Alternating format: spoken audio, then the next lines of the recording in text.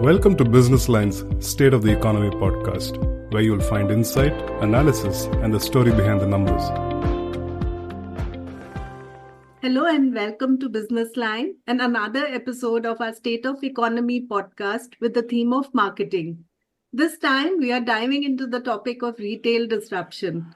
And with quick commerce, the landscape is really disrupted. We have with us, as always, Shiv Shivakumar, operating partner at Advent International, who has been India chief of PepsiCo and Nokia and is a noted management thinker.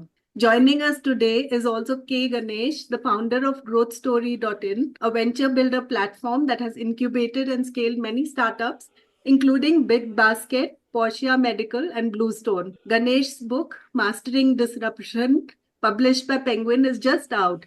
The book looks at transformative business models shaping industries. And obviously, Ganesh will have lots to say on the topic in question. So without much ado, let me dive in and ask both of them about disruptions that retail is seeing. It's very exciting times with quick commerce completely changing the rules of the game and innovating on a daily basis. Can offline catch up? Is quick commerce a viable model in the long term given the cash they are burning? Either Shiv or Ganesh can take this. Ganesh can start. I think it's a very interesting question. Obviously, in BigBasket pioneered the traditional e-grocery model, which is the slotted delivery. You must have been familiar with it, where first it started with next day delivery slots and then the same day delivery slots. A lot of apps, quick delivery and all had come up and had perished over the last 10 years. So when Zepto really started with this quick commerce model, there was a lot of skepticism, even amongst experts at BigBasket and in general with management thinkers, that it really will not work in India's traffic situation, especially in metros in places like Bangalore. 10 minutes it takes to cross half a kilometer. How would you do 10-minute delivery? And second question really was, do we really need 10-minute delivery? Why do you need 10-minute delivery? It's not an ambulance. Okay, right? So why do you need, that is the question. And third, there was also that such models in the US and in Europe had actually failed. So all this was huge skepticism. But fast forward to today, crazy how quick commerce tsunami has really taken over. And as you know, BigBasket has also now pivoted fully to from slotted deliveries to quick commerce. So while it has seen huge consumer adoption, whether it's sustainable is a big question. Obviously, Zepto has raised over $1 billion of money. So Blinkit is valued so much as a part of Zomato, publicly listed. BigBasket is also a valuable company with private valuations on quick commerce. So clearly, while you may say the final jury is out, there is quick commerce is there to stay. All of us use quick commerce. Now, key question comes up, why is it working so well in India, even if it's early stage? I think there are three reasons why quick commerce is working in India. One, for the consumer, the savings are substantial. Okay, they are getting discounts, which is large, funded by venture capital money, investor capital, which is important, right? And two, the population density in India is pretty high in metros. Because the population density is high, it works well. The cost of delivery is low. And three, I think the supply chain is disorganized in India. Therefore, for FMCGs, for brands to be able to reach consumers using quick commerce platform, it's a great way to reach. So I think all the three has really helped: high population density, unorganized supply chain, and also I would add that key metric, which is the rider cost to the average order value ratio. It's pretty low in India because the labor costs are low. And with electric vehicles, it's further lower. Whereas if you take US, for example, the labor cost is high. So compared to average order value, the rider cost becomes untenable. So all of this has made it. And personally, as consumers, I'm sure you agree, all of us are fascinated by quick commerce, where within 5 minutes, 10 minutes, 15 minutes, we are able to get whatever we want. It's quicker than us going. Shiv, you have seen this from the FMCG days, from your Unilever days. How do you see this transition to quick commerce? Now they're talking about even your phones, iPhones and smartphones through quick commerce. Yeah, so I think technology has always played a very important role in this equation between the producer or the brand and the consumer.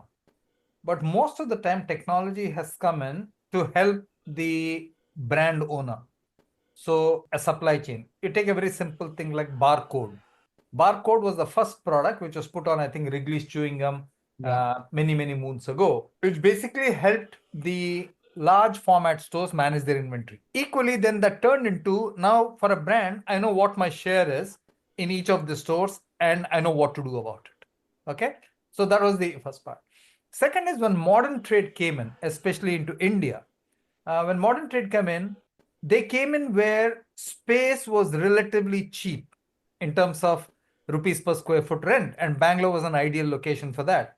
So Bangalore, whether it's Spencer's and all these guys came in and really established food hall and large format thing, which gave convenience, large packs, and good prices and good deals. Now, what happened at that point of time? Ganesh, where you live, people like MK Ahmed, who were retailers, they suddenly spruced up their outlet. Technology came in terms of aisle management, in terms of lighting, in terms of billing, every single thing. For the first time with Q-commerce, technology is with the consumer, okay, much like e-commerce. And I personally believe Q-commerce is much more about cash flow management and not about time management.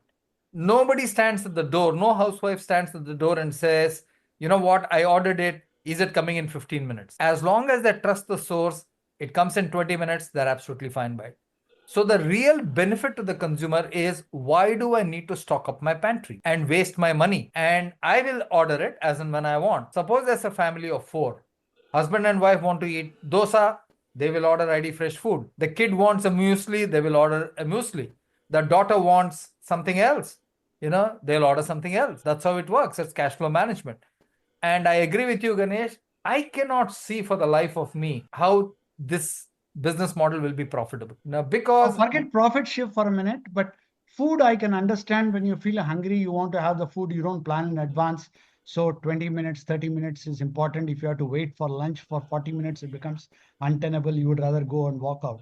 But grocery, really, do you need it in that thing? I mean, what do you think outside? I'm a biased person because of BigBasket, but do you really no, think it would I take off? personally think, yeah, actually, you raise a very important point, which is, and this is a question all of retail must ask themselves, much like our friends in the theater business ask themselves. Is shopping a fun or chore today? In most parts of the country, it's become a chore. It's a pain. It's a pain to take your vehicle out. It's a pain to go and park. You don't get parking. It's a pain to walk to the outlet there and come back. So you are actually taking away the pain, and that's a huge pain point, and that's why Q-commerce is working. So let's take the theater boys. What have they done? They have mini edition theaters. They have gold class seats. They have food inclusive. They're making the experience really worth your while for you to come to the theater and experience it in full Dolby effect, as opposed to staying at your home and watching it on your television screen. So I think the whole concept of experience has to move up dramatically if consumers have to go to a retail outlet. Otherwise, they're happy just ordering it and getting the stuff at home.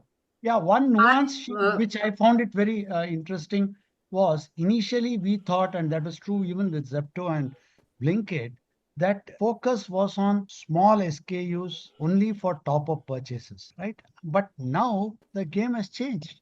People want large packs in Q-commerce, okay, right? And they're buying in Q-commerce, which basically means your monthly purchase or top-up purchase also you are wanting in Q-commerce, which is why you see the dark store sizes have increased, and the number of SKUs has gone up from about 1,000, 1,500 to 2,000 to about 6,000 to 8,000 per dark store in Q-commerce.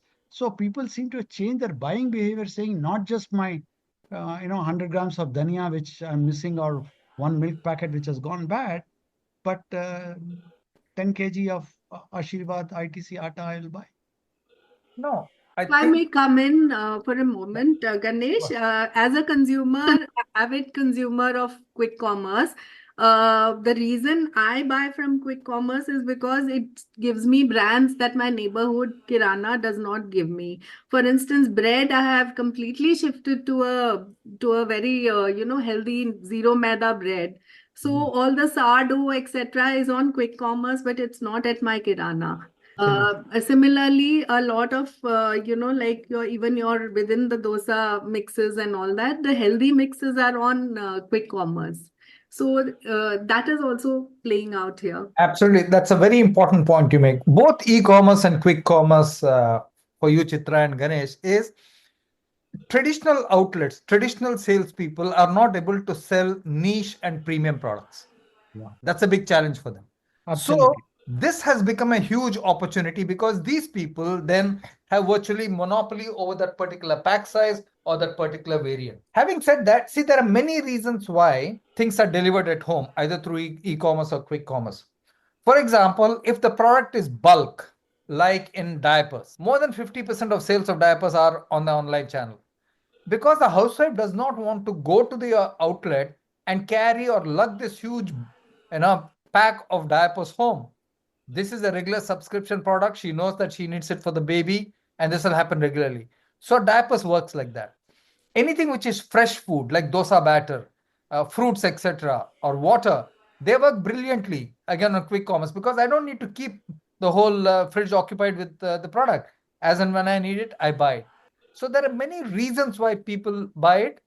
And to me, the retail guys have to sit back and ask themselves, how do we partner with the brands? How do we ensure that we give great experience and choice so that the consumer comes to us? That is So not on that topic, Shiv, it would obviously be a conflict. They have to adopt Q-commerce. They can't do without Q-commerce platforms. But when they go there, it will conflict with their existing channels. So, and already there is talk saying that 50% of the kirana stores will shut down, and which obviously means the next level of distributor or wholesaler will be challenged. So, how do you think, if you're the large brand multinational who have had multiple decades of relationship with your channel, how do you try this? Because e-commerce was not really that kind of a threat because it was still very small. But this tsunami of Q-commerce seems to be shaking up kirana stores Yeah. and therefore the channel. How would you react? Yeah. Let's go back.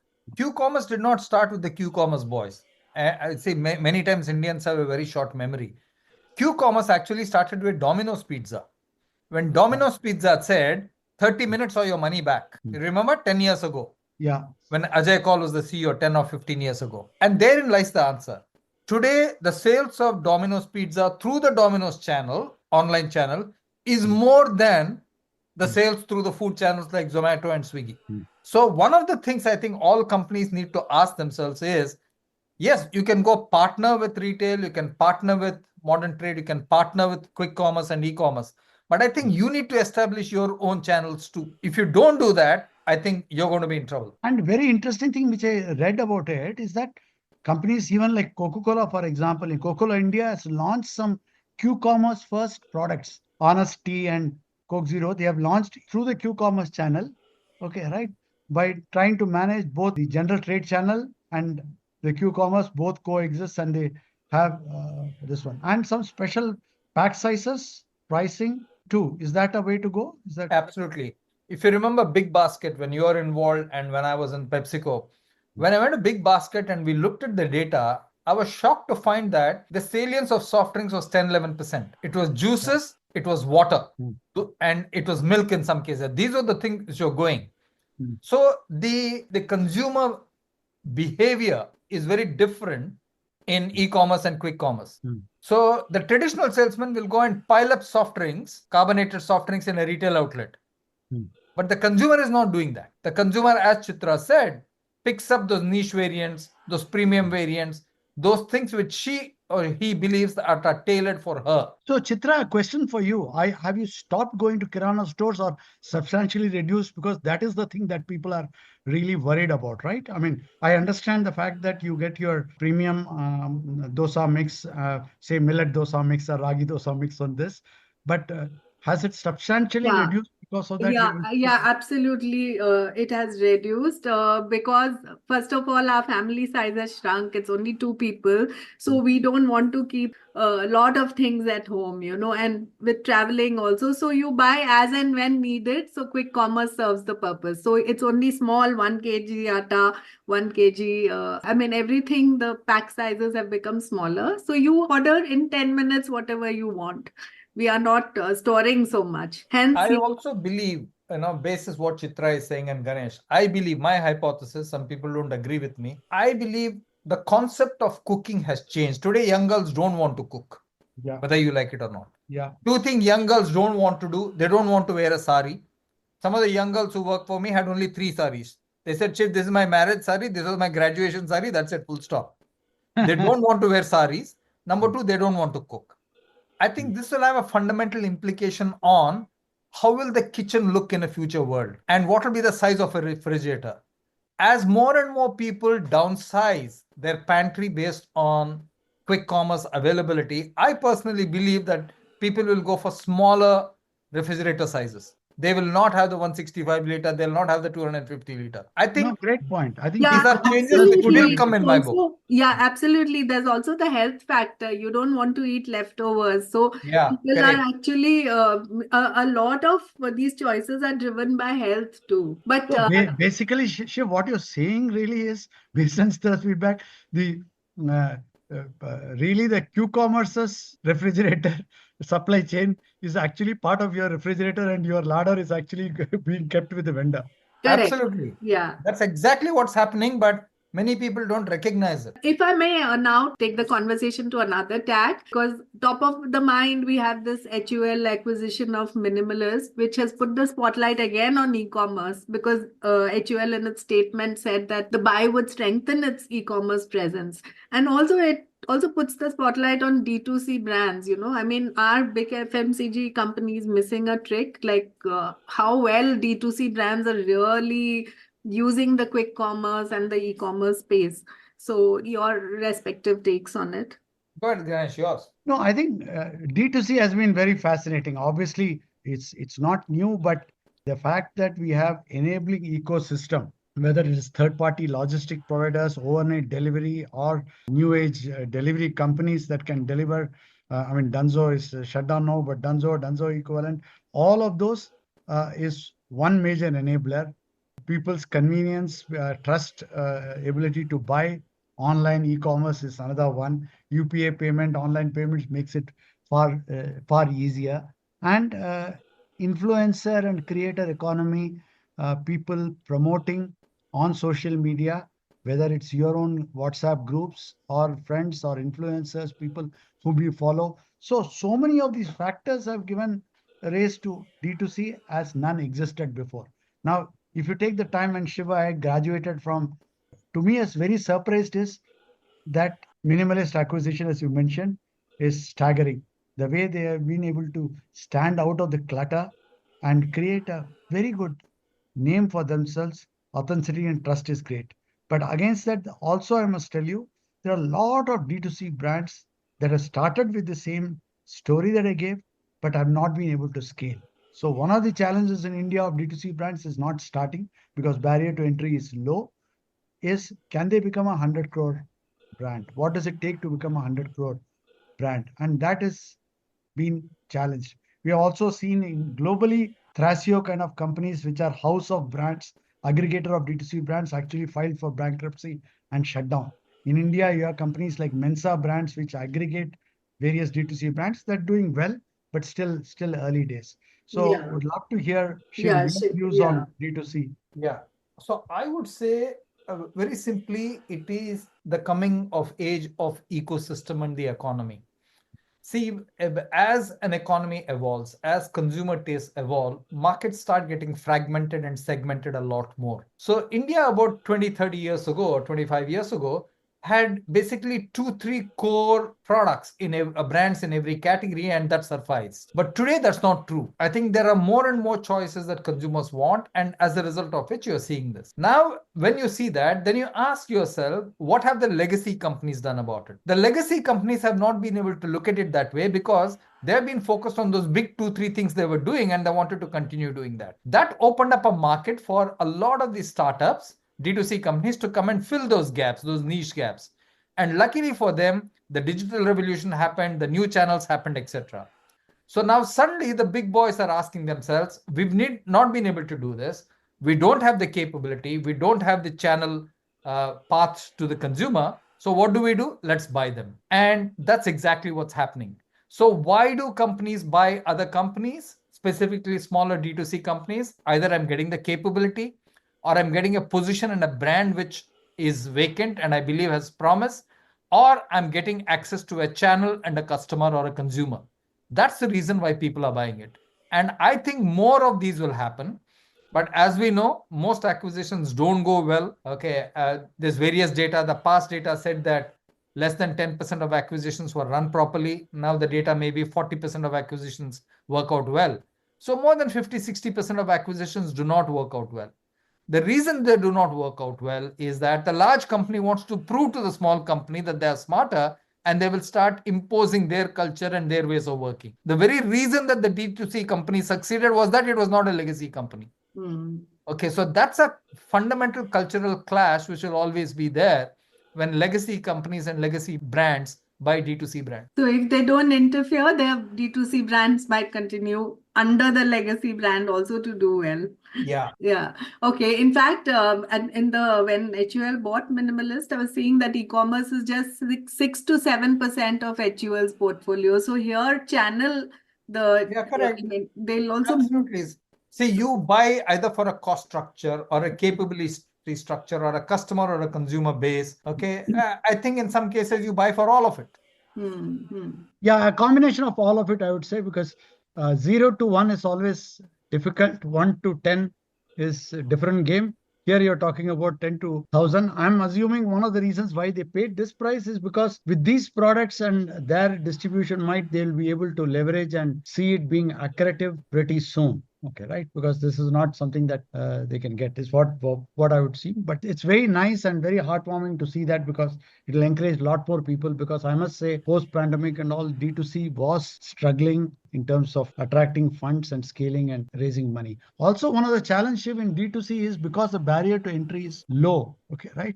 People keep switching. The narrative keeps switching. I hear a new story, I switch from Mama to somewhere else, to Nika, to this and all that stuff, which rarely used to happen during my college days and even early career days. You don't switch your brand of toothpaste or soap or cream or even shaving cream, never ever, right? But now there seems to be constant churn. So what's happening is the cost of acquisition for a D2C brand, which is the biggest challenge in internet businesses. The cost of acquisition is high, and if the stickiness is low because of multiple offerings available, each one with a new twist and a story, and people are willing to try it out, the game has changed from loyal, building a lifetime association with, say, a Lifebuoy or a Dettol or a Palmolive, transactional, right? You see that D2C plus Q-commerce business is making the relationship with the customer more transactional, unlike during our younger days.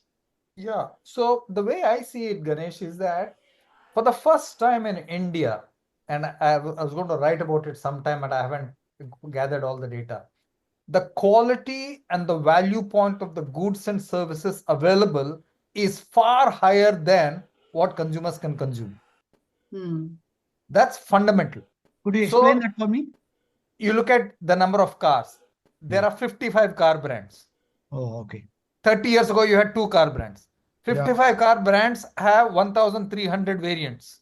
So the total available choice for consumption is many factors the total consumption of the consumers today.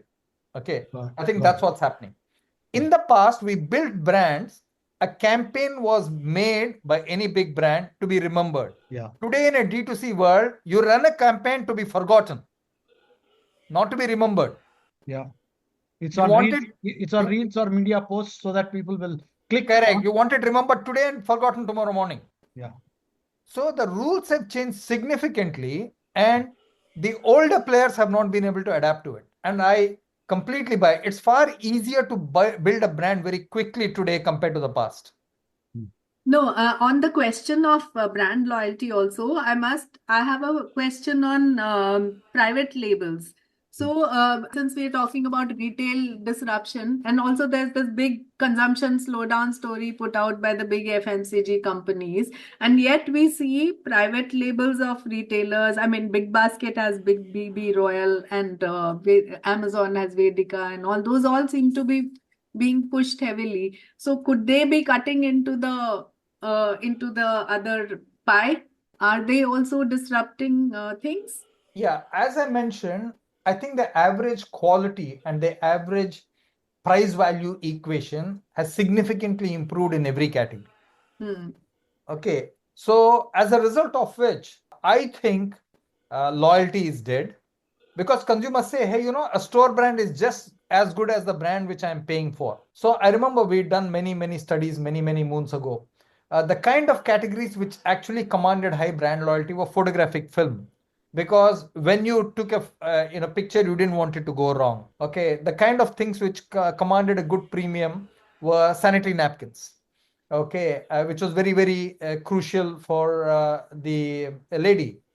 Kind of things which had good brand loyalty but withering right now were instant coffee and blades, razors. That's because both of them had innovated significantly and moved ahead of the private label technology basket or price value basket. But many people are catching up with the Gillettes and the Mark 3s, etc. And many people are catching up with the instant coffee. Okay, so these were the big bastions where brand loyalty was high. But today, I would argue that it's not so. Yeah, absolutely. I think it's also a combination of what we discussed, Chitra, together earlier. The fact that there is D2C and quick commerce platforms being able to give it to me, and I'm on social media, and I'm willing to try out differentiated stuff like you mentioned about healthy biscuits, healthy bread, sourdough, not the standard maida bread, or even a dosa mix being ragi or millet kind of dosa mix. All of it has become important for the consumer. Okay, right? So that automatically gives the chance for a private label guy to be able to say, I, I will make the dosa mix today, no preservatives. It's valid for next 2 days.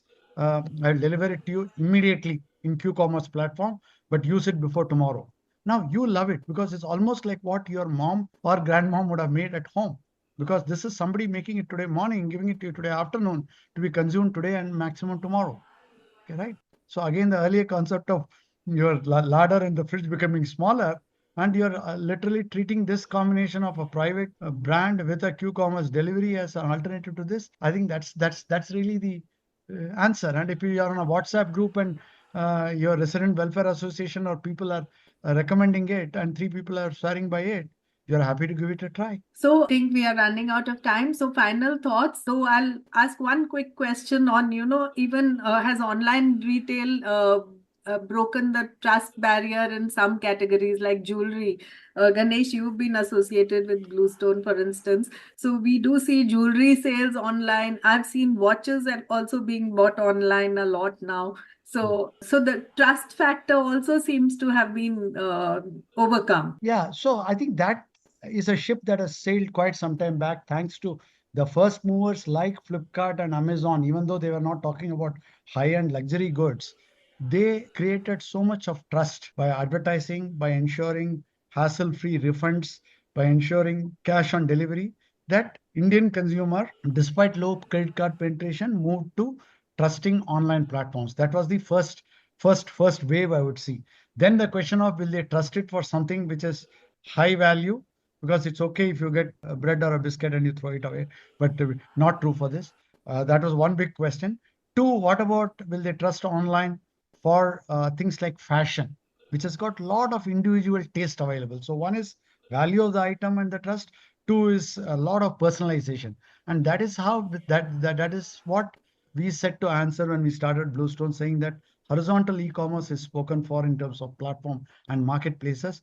What are the domain specific niche e-commerce? And Bluestone jewelry was one, grocery was two, other one was furniture, which we didn't do. Fashion was another one which we didn't do, but those were the examples. So in case of Bluestone, it's very interesting that initially we started off like a marketplace where we used to get the jewelry made from outside. Then we realized that the quality, time, delay, delivery was a challenge. So Bluestone became an actual jewelry manufacturer. So 2014 onwards, we started manufacturing jewelry, but not outsource it. But even then, it was only online sales. That is where we realized while there were huge top of the funnel or say consumer views, engagement with the consumer on the website, the conversions were low. And when we did a deep dive into it, we realized people loved the design. And we talked about it earlier that the reason they liked Bluestone was not for the convenience of online shop, was because of the uniqueness of design. So this is an example where when you buy jewelry, you are happy to go to a store and browse. Okay, right? But the design was unique, they liked it. The reason they did not buy was exactly what you mentioned as trust. touch and feel was not there. Where will I go and refund? All of that started coming in. That is when we moved to omni-channel, wherein to create that particular trust, we are close to about 240 stores now across the country. But 70% of these searches starts online. The actual store, omni-channel store or the physical store, is really the fifth page of the checkout funnel that is required for the conversion to be done. And that has worked out very well. And you see that even in Nika, even in Lenskart and others, omni-channel gives a great way to go. I think future of retail in India is definitely omni-channel. You combine physical store, combine your own D2C e-commerce site, use quick commerce platform and platforms like Flipkart and Amazon too, standard e-commerce platform, quick commerce platform, your own physical stores, and even store in store, okay, right? And in malls to be able to give a full view. That brings me back to Shiv's point about technology. You need a very strong technology backbone. Bluestone has got its own ERP created from scratch so that you can come in through any channel into Bluestone, order through any channel, delivery from anywhere, or you can pick up the store. But there is single view Bluestone has got of your entire journey, right? Same thing, single view of supply chain, single view of the stocks that we have. All of that ensures that customer experience is completely seamless across channels. Sure. So, Shiv, Ganesh has given his thought on the future of retail, which is omni-channel. Closing thoughts, because we are totally out of time, from you I on think it future is of retail. omni-channel, but I would say experience counts if you are physical. Okay, mere physical presence will not ensure sales. Experience counts, or absolutely out of the charts quality counts. For example, going back, since Ganesh is from Bangalore, if you remember MTR, they used to have one kitchen and they would take you through the kitchen because it was an out of the world experience in terms of food and what you could have there. So either you're out of the charts on quality, because of which people will come, or you're out of the charts on experience, or a combination of the both. Okay, thank you so much. It's really a very fascinating discussion, and we covered a lot of ground. Thank you so much, Ganesh. Thank you so much, Shiv. Thank you. Thank you. Thank you.